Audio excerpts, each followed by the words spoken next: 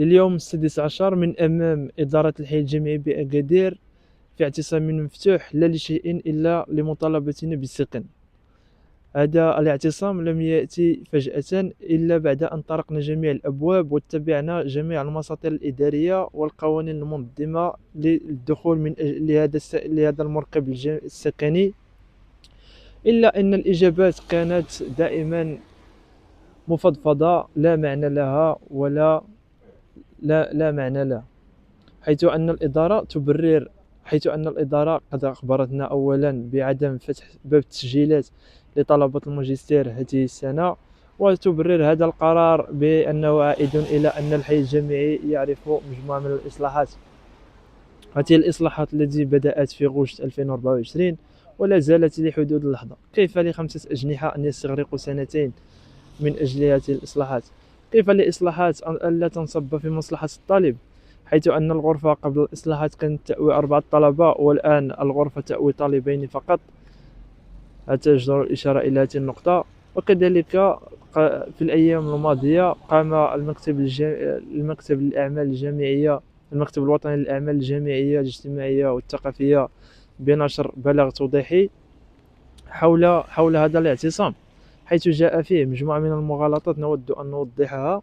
أولا بأن إدارة الحي الجامعي قد احترمت جميع الأجندة والفترات الزمنية من أجل التسجيل، وهذه مغالطة وأكذوبة، لأن إدارة الحي الجامعي لم تفتح التسجيل أبدا لطلبة الماجستير لحدود الساعة.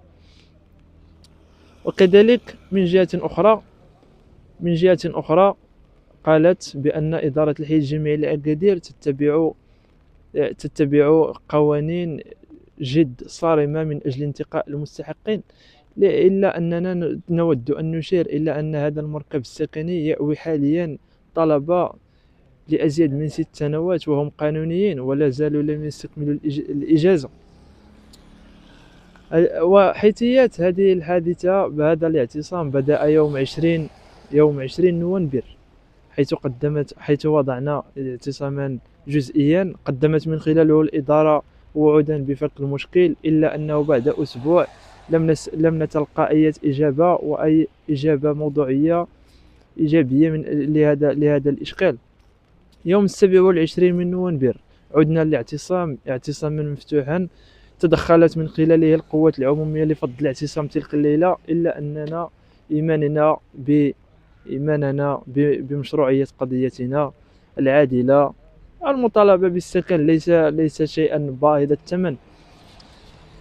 لازلنا مستمرين لحدود الساعة. الآن تتساقط الأمطار علينا في هذه اللحظات، لكننا مؤمنون بأن الحق حق فيجب أن يؤخذ. الآن حاليا نخوض إضراب عن الطعام إنذاري لكي ننذر ونحمل هذه الإدارة كل ما تتؤول إليه الأوضاع. هذا من شق. ومن جهة أخرى فنحن مستعدون بأن ندخل في إضراب مفتوح عن الطعام، واستحييت أن نرفع إضرابا عن الطعام من أجل سكن، من أجل سرير، لكن المسؤولين للأسف لم يستحوا. من هذا المنبر المحترم نود أن نوجه رسالة إلى كل المسؤولين المعنيين بالتدخل العاجل والفوري من أجل فك هذا الإشكال البسيط، إلى السيد والي جهة سوسماسة السيد سعيد أمزازي، إلى السيد وزير التعليم العالي والابتكار السيد عبد الدين المداوي، إلى كل المعنيين من صغارهم إلى كبيرهم من أجل التدخل السريع الفوري لفك هذا الإشكال البسيط.